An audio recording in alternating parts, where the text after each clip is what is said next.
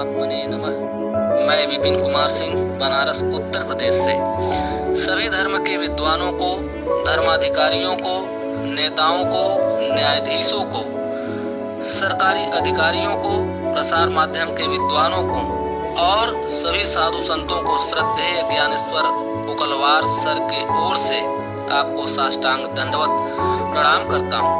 मैं श्रद्धेय श्री पुकलवार सर द्वारा रचित परमात्मा के अंतिम कानून चंद्र लीला ग्रंथ के माध्यम से आपके सामने इंसान से भगवान बनने तक की यात्रा और परमात्मा के शाश्वत स्वरूप की जानकारी आपके सामने रख रहा हूँ। आदरणीय महोदय, परमात्मा के सुनियोजित कार्यक्रमों के अंतर्गत और महाराज जी के कुशल आयोजन और कृपा के कारण यह ज्ञान मुझे सिर्फ 9 दिनों में ही परमात्मा ने दिया है। 26, 30, 31 जनवरी 2006, 23 फरवरी, 27 मार्च, 16 और 21 अप्रैल, 5 और 12 मई 2006। मगर उसके पक्के सबूत मिलने के लिए 2 साल लग गए। उन सब के विश्लेषण के पहले भाग का लिखना 10 मार्च 2009 मंगलवार ईद ए मिलाद के दिन खत्म हो गया। दूसरा भाग अभी तक मैंने नहीं लिखा है।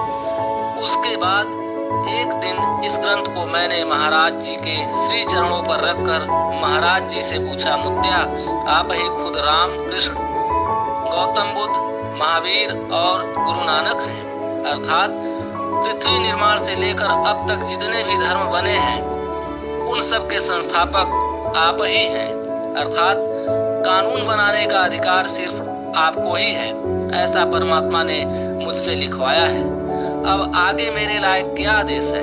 तब महाराज जी ने दीर्घ सांस लेते हुए मुझे कहा, ज्ञानेश्वर, आध्यात्मिक कानून अर्थात ज्ञान और सामाजिक कानून खुद परमात्मा ही बनाता है। इस बात पर किसी को शक नहीं करना चाहिए।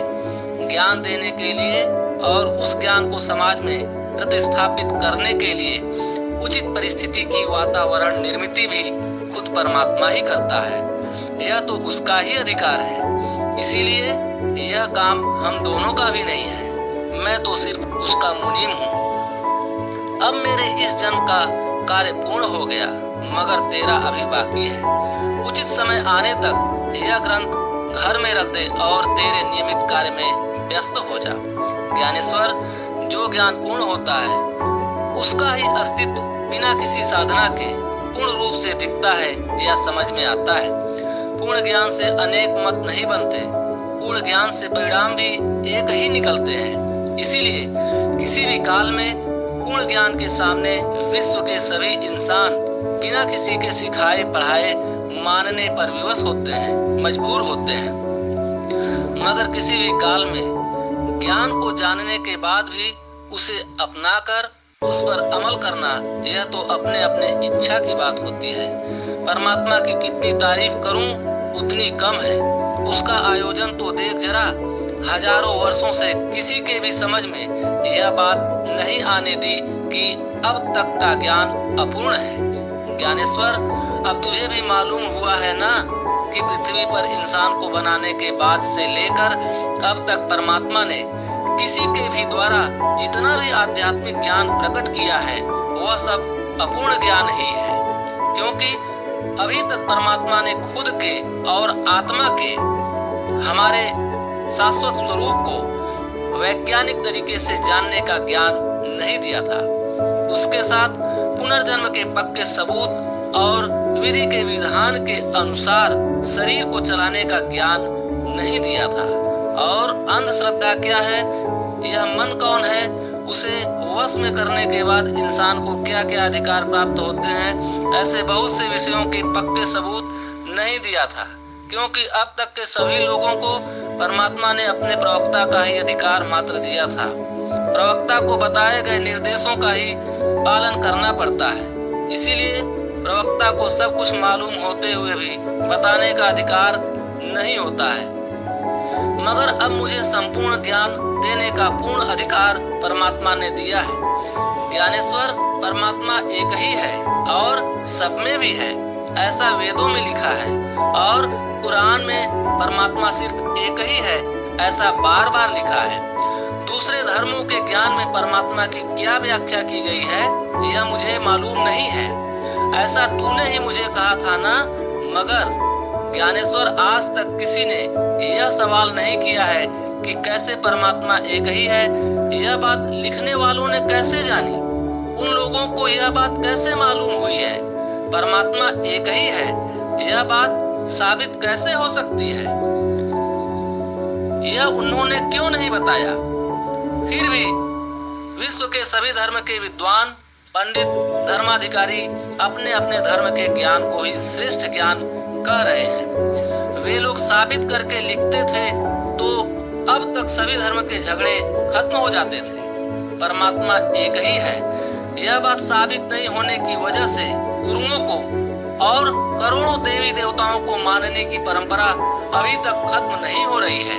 भगवान देव अलग होते हैं और परमात्मा अलग होता है, इस बात की तरफ भी किसी का ध्यान नहीं जा रहा है। फिर भी अपने आप को बहुत बड़ा ज्ञानी, पंडित, साधु संत, गुरु कहकर साधारण लोगों का शोषण कर रहे हैं। भगवान और परमात्मा अलग होते हैं, यह बात एक श्लोक के द्वारा हजारों साल पहले ही किसी ने कहा है और वह श्लोक जग प्रसिद्ध है। गुरु लोग अपने प्रवचनों में भी कहते नहीं थकते। वह श्लोक है, गुरुर् ब्रह्मा गुरुर् विष्णु गुरुर्देवो महेश्वर गुरुर् साक्षात परम ब्रह्म तस्मै श्री गुरुवे नमः। इस श्लोक से साबित होता है कि यह तीनों देव अलग हैं और इन तीनों देवों के ऊपर कोई परब्रह्म अलग है। नहीं तो गुरु साक्षात परब्रह्म कहने की क्या जरूरत थी? परब्रह्म को साबित कर लेने का ज्ञान हमें मिले तो फिर इन तीनों देवों के साथ सभी देवों की काल्पनिक मूर्ति बनाकर पूजने की क्या जरूरत है? किसी गुरु के गुरुगुरी को बर्दाश्त करने की क्या जरूरत है? यह सच है कि किसी भी देवी देवताओं को और किसी भी गुरु को यह ज्ञान नहीं था कि परमात्मा एक ही है। यह बात कैसे साबित होती है? इसीलिए किसी भी देवी देवताओं ने परमात्मा के शाश्वत स्वरूप को साबित करने का तरीका नहीं बताया है। ऐसा प्रश्न भी आज तक किसी ने नहीं उठाया। इस श्लोक को लिखने वाला भी परब्रह्म को साबित किए बगैर ऐसा लिखा है, मगर सभी लोगों ने गलत नहीं लिखा है। आज के लोगों की किस्मत बहुत अच्छी है, क्योंकि अब खुद परमात्मा ही उसके शाश्वत स्वरूप को जानने की विधि बता रहा है, अर्थात खुद का सबूत खुद परमात्मा दे रहा है। अब पूरे विश्व को यह बात मालूम हो जाएगी। जैसे हमें प्राण और मन है, उसी तरह परमात्मा को भी प्राण और मन होना चाहिए या नहीं? हमारा मन कौन सा और परमात्मा का मन कौन सा है, इसे ही अब सभी को साबित कर लेना है। जैसे सैटेलाइट कृत्रिम उपग्रह एक होता है, वह जो भी प्रसारित करता है उसे ग्रहण करने वाली जमीन पर अनंत टीवी कंप्यूटर होते हैं। उसी तरह रात दिन विचार भेजने वाला, स्वप्न दिखाने वाला, सभी के मुख से बात करने वाला, हमारे साथ सभी के आंखों से एक दूसरे को देखने वाला परमात्मा अपने मन के द्वारा सभी जीवों में एक ही है। मगर उन विचारों को सुनने वाले, समझने वाले आत्मा अनंत है। अब यही बात विश्व के सभी लोग बिना किसी साधना के साबित कर ले। गुरु के गुरुगुरी से बाहर निकलकर ग्रंथ का अध्ययन करके परमात्मा को ही गुरु बना ले, अर्थात यह ज्ञान ही सबका गुरु होगा, ताकि भविष्य में आपको किसी गुरु से दीक्षा लेने के झंझट में पड़ने की जरूरत नहीं पड़ेगी।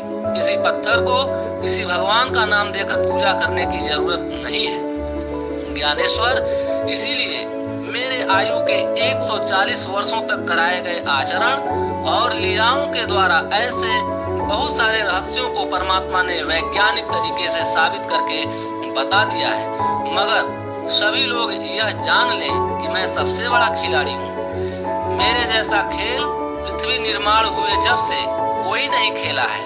अब देख, किसी भी काल में किसी भी ज्ञान में संशोधन होने से पहले सभी का वर्तमान ज्ञान के आधार पर ही शरीर चलाना पड़ता है। यह सभी की मजबूरी होती है। जब परमात्मा किसी ज्ञान में संशोधन करता है, तब सभी को चाहिए कि परमात्मा के संदेश को खुद का अस्तित्व मिटाकर जानने का प्रयास करें। अब जो ज्ञान मेरे द्वारा परमात्मा ने प्रकट किया है, यह ज्ञान परमात्मा को जानने का, उसकी ही नौकरी करने का और विश्व शांति का अंतिम ज्ञान है, परमात्मा का अंतिम कानून है। इसके आगे इस विषय का परमात्मा के पास कुछ भी ज्ञान ही नहीं बचा है। इसीलिए विश्व के सभी ज्ञानी, पंडित, धर्माधिकारियों को चाहिए कि मेरे द्वारा कराए गए आचरण और लीलाओं का गंभीरता से अध्ययन करें और अपने प्राप्त ज्ञान का सहारा लेकर विश्व के सभी इंसानों के कल्याण के लिए सामूहिक चिंतन करें, समाज का उचित मार्गदर्शन करें। सामूहिक चिंतन से समाज में तुरंत नई चेतना का संचार होता है, सभी का सोचने का ढंग ही बदल जाता है। ऐसा नहीं करेंगे तो अधर्म बढ़ जाएगा और साधारण इंसानों को सभी धर्म के धर्माधिकारियों की घिन आ जाएगी। तू देखते जा, सभी को अवश्य दंड भोगना पड़ेगा। खुद नहीं झुकेंगे तो दुनिया कैसे झुकेगी? मान भी परमात्मा का, अपमान भी परमात्मा का, कीर्ति भी परमात्मा की, अपकीर्ति भी परमात्मा की।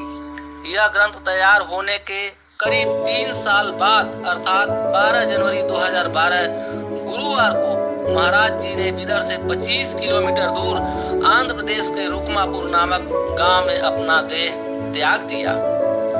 अब तीसरे पुण्यतिथि के अवसर पर यह बात मैं सार्वजनिक कर रहा हूँ ताकि इतने संवेदनशील और गंभीर विषय की जानकारी आपके द्वारा सरकार को तुरंत हो जाए और सामूहिक चिंतन की प्रक्रिया तुरंत शुरू हो जाए।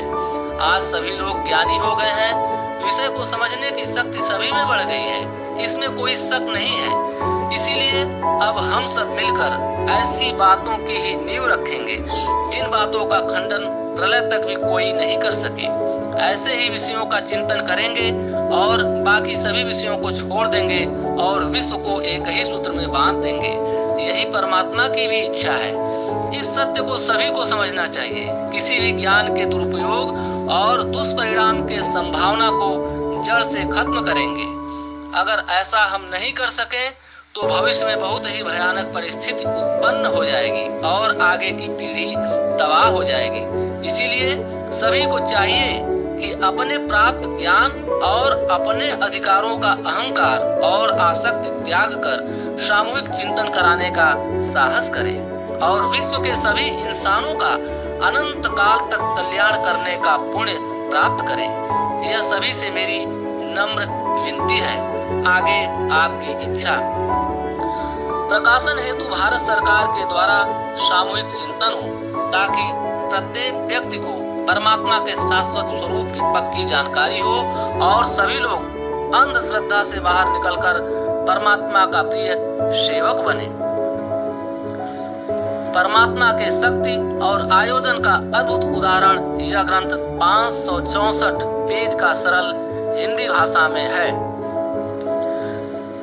ग्रंथ प्राप्त करने के लिए आप मेरे व्हाट्सएप नंबर 9057260772 पर मैसेज कर सकते हैं या ईमेल आईडी vipinks85 पर मेल कर सकते हैं। प्रणाम।